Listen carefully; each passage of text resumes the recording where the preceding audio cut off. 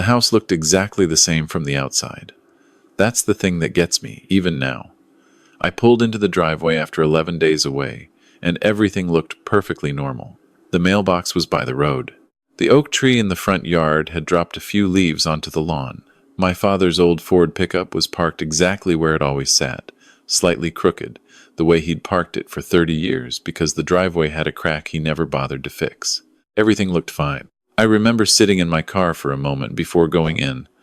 I was tired from the drive 7 hours from Raleigh, and I was trying to decompose before I walked through the door. My wife, Carol, had told me to take a breath before I went in. She knew how these trips affected me. She knew how hard it was to be away from my father for that long, especially with his condition. My father had been diagnosed with Parkinson's disease 2 years earlier. Nothing severe enough to require a full-time nurse. Not yet, but enough that he needed help.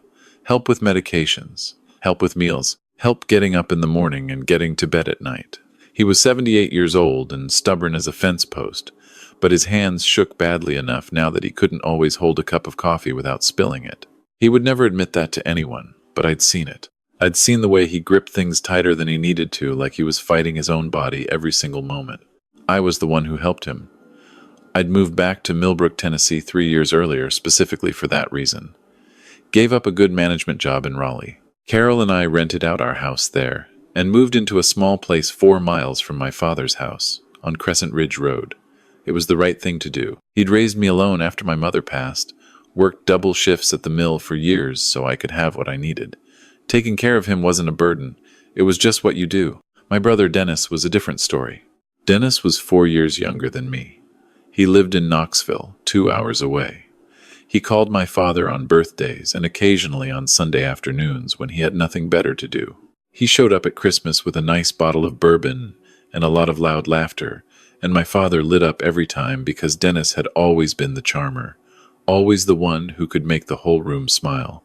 I was the steady one, the responsible one, the one who actually showed up, but Dennis was the one who made my father laugh, and I'd accepted that dynamic a long time ago. When my wife's sister was in a car accident in Raleigh, Carol flew out immediately.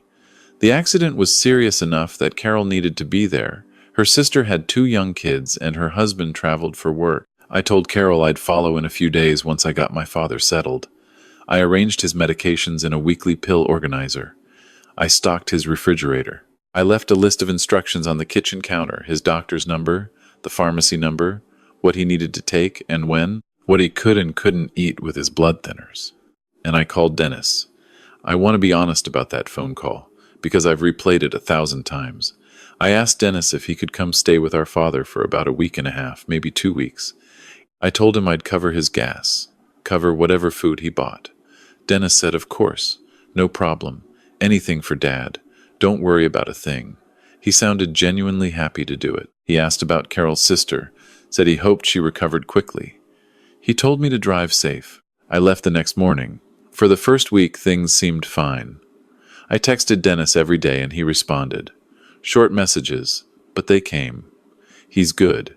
Had eggs this morning. Watched the game last night. That kind of thing. I called my father twice and he sounded like himself, a little slow, a little quiet, but that was normal. He told me Dennis had made his chili recipe and it wasn't as good as mine, and I laughed and told him I'd make it when I got back. On day 8, the text from Dennis stopped. I didn't panic immediately. Dennis had always been flaky about his phone. I called him and it went to voicemail. I called again that evening. Voicemail again. I texted. No response. I told myself he was probably just busy. Probably out running errands for my father. Probably just had the phone on silent. I called my father's landline. No answer. I called again the next morning. No answer. By the afternoon of day 9, I was already packing my car. Carol told me to call the neighbors first. We had an understanding with the Pattersons next door. Good people, retired couple. They'd known my father for 20 years. I called Patricia Patterson and asked if she'd seen any activity at the house. She paused in a way that made my stomach drop before she even said a word. She said she hadn't seen Dennis's car in the driveway since at least Wednesday. She said she'd noticed the lights weren't coming on in the evenings the way they usually did. She said she'd waved at the house a couple times but hadn't actually seen my father come outside. I was on the road within the hour. I drove those 7 hours with my hands tight on the wheel and my mind doing things I didn't want it to do. I kept telling myself there was a reasonable explanation. My father had probably gone to stay with a friend. Maybe Dennis had taken him somewhere and just forgotten to tell me. Maybe the phone situation was a simple misunderstanding and they were both sitting in the living room watching television and everything was perfectly fine and I was overreacting. I kept telling myself that the whole way there. I pulled up to the house at just past 9 in the evening. The porch light wasn't on. The inside of the house was dark. My father's pickup was still in the driveway. Dennis's car was gone. I used my key to get in. I turned the lights on as I went and called out for my father. The kitchen was a mess, dishes in the sink, a half-empty box of crackers on the counter, a carton of milk that had been left out. The pill organizer I'd left on the counter was sitting exactly where I'd put it, and when I looked at it I felt the first real wave of cold fear move through me. The compartments for the past 4 days were still full. He hadn't taken his medications in 4 days. I went to his bedroom. He was in bed. He was conscious, barely.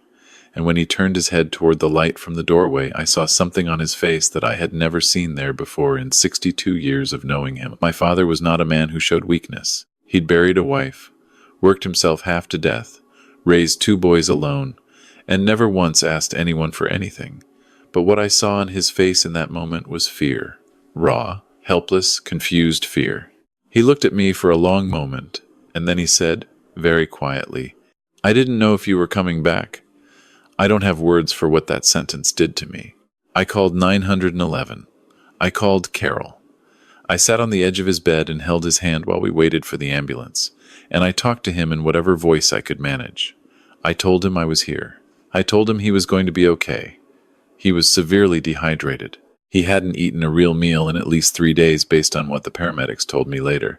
His blood pressure was dangerously low, partly from dehydration and partly because he'd missed 4 days of medication. The ER doctor told me that another day or two, and we would have been having a very different conversation. Dennis had been gone for at least 5 days. The police took my statement that night. They were kind, professional, asked the right questions. When did I leave? When did I last have contact with my brother? Had my father expressed any concern about Dennis? Did I know where Dennis was currently located? I didn't know where Dennis was. I wouldn't find out until the following morning, and when I did, everything I thought I understood about my brother collapsed completely. I spent the night at the hospital. My father stabilized within a few hours. They got fluids into him and monitored his heart, and by midnight his color had come back, and he was giving the nurses a hard time about the television remote, which I took as a very good sign. I sat in the chair beside his bed, and I didn't sleep. Sometime around 3 in the morning, while my father dozed, I picked up my phone and did something I should have done sooner. I opened the banking app for the joint account I shared with my father. We'd set it up 2 years earlier when he was first diagnosed, so that I could manage his bills and expenses without him having to deal with the complications. His Social Security deposits went there. His pension check. His savings. The account had $211,000 in it the last time I'd checked. The balance was $4,800. I sat in that hospital chair and stared at my phone screen for what felt like a very long time. Then I went through the transaction history. Wire transfer, wire transfer, wire transfer, ATM withdrawal, wire transfer. 14 separate transactions over the course of 9 days, almost all of them for amounts just under $10,000 a detail, that would later become significant when the FBI explained to me that this is called structuring, a deliberate attempt to avoid the automatic reporting threshold that banks use for large cash transactions. Dennis had been planning this before I ever left for Raleigh. The detective assigned to our case was a woman named Hargrove, and she was the one who explained to me over the following days exactly how my brother had done it. Dennis had arrived at the house 3 days before I left. He'd told me he wanted to come early, get settled, spend some time with our father.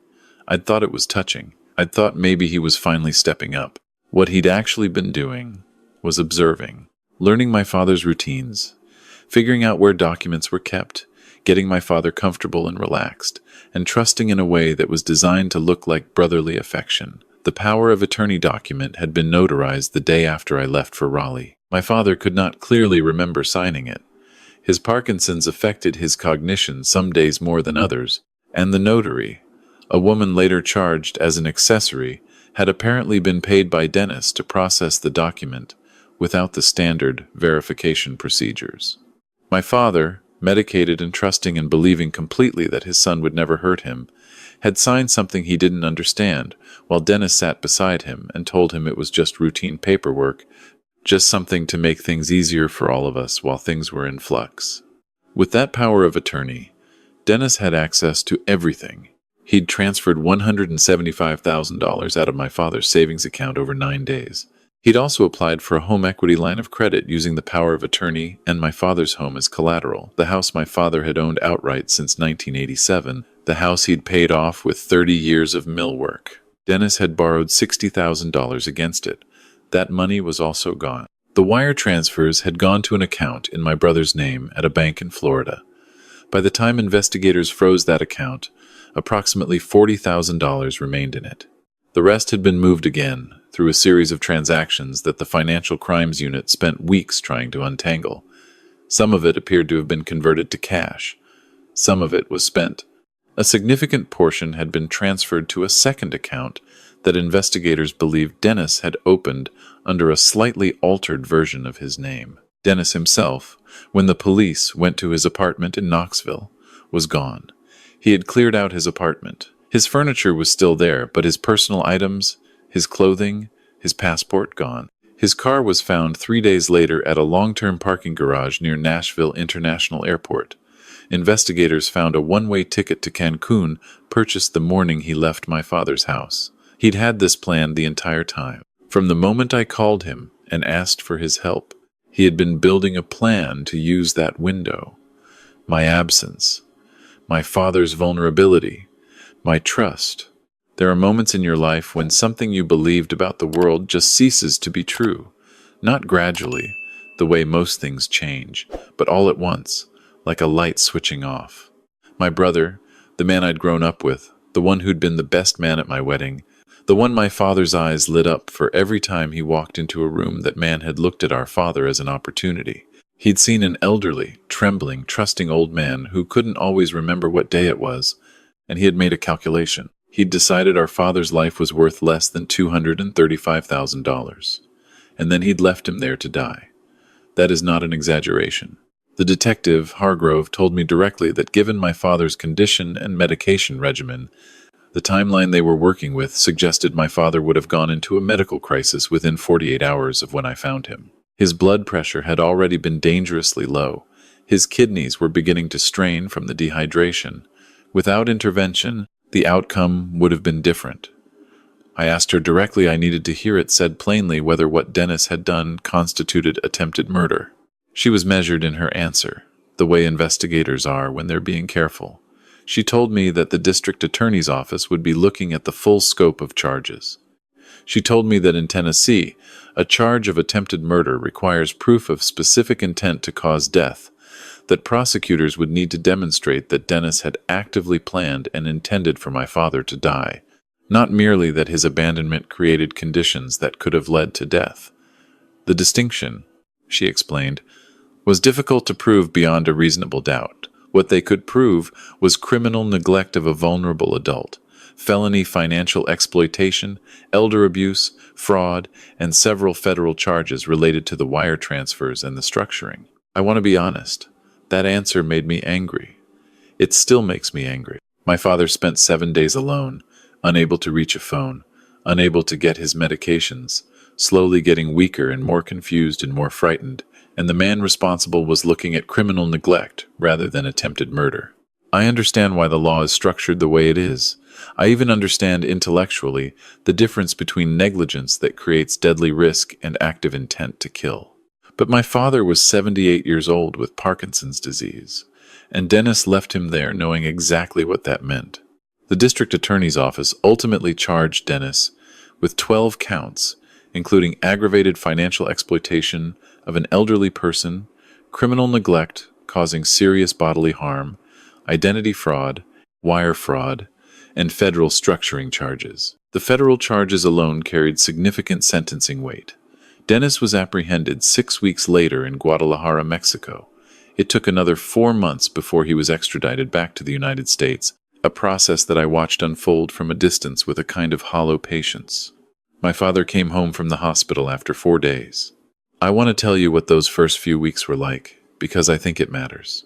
My father did not talk about Dennis for almost 3 weeks after he came home. He sat on the back porch in the mornings, the way he always had, with his coffee, looking out at the yard, and he was quiet in a way that was different from his normal quiet. There was something weighted in it. I didn't push him. Carol came down from Raleigh once her sister was stable enough, and she cooked for him and sat with him in the evenings, and I think that helped more than anything I could have said. One morning, about 3 weeks in, I came out to the porch with my own coffee and sat down next to him. We were quiet for a while, the way we often were. Then my father said, without looking at me, I kept asking him to call you. He told me you were busy. He told me you'd come when you could. I didn't say anything. My father said, I want you to know I believed him. I believed he was taking care of it. I told my father I knew that. I told him it wasn't his fault. He was quiet again for a minute. Then he said, I keep trying to figure out when he became someone who could do that. I keep thinking I missed something. I told him I'd been asking myself the same question. He nodded slowly. He took a sip of his coffee. And then he said something that I have thought about almost every day since. I don't think you miss it. I think some people just decide. He tapped his temple with one finger. They decide. And once they decide, it was always going to happen. I don't know if he's right about that. I've spent a lot of time thinking about Dennis, about the loans he'd mentioned over the years that never quite materialized into explanations, about the hints of financial stress he'd dropped, and then walked back, about the way he'd asked me twice in the year before everything happened whether I knew what our father's estate was worth. I'd thought he was just being practical. I'd thought he was thinking about the future the way reasonable adults do. Maybe the decision was made long before I made that phone call. Maybe I just provided the opportunity. The civil case moved faster than the criminal case in some ways. Our attorney, a woman named Bridget Callahan in Nashville, who specialized in elder financial abuse, filed suit against the notary who had processed the fraudulent power of attorney, against the bank that had failed to flag the structuring pattern in the wire transfers, and against Dennis personally. The argument about the home equity line of credit was particularly strong, and it was the one that our attorney was most confident about. Because the power of attorney had been obtained through fraud and coercion, she argued, any financial instruments executed using it were legally void. The bank had processed a home equity loan against a property belonging to a man who had not meaningfully consented to anything. That contract, she told us, should never have existed. She was right.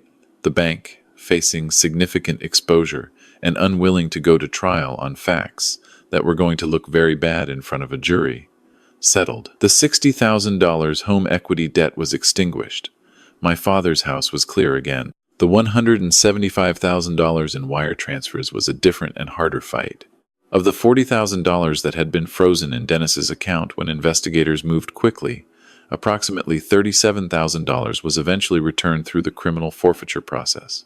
The rest, the money that had been moved, converted, spent, was largely gone. Some additional funds came through the settlement with the bank, which included a separate payment in acknowledgement of their failure to flag the suspicious transaction patterns.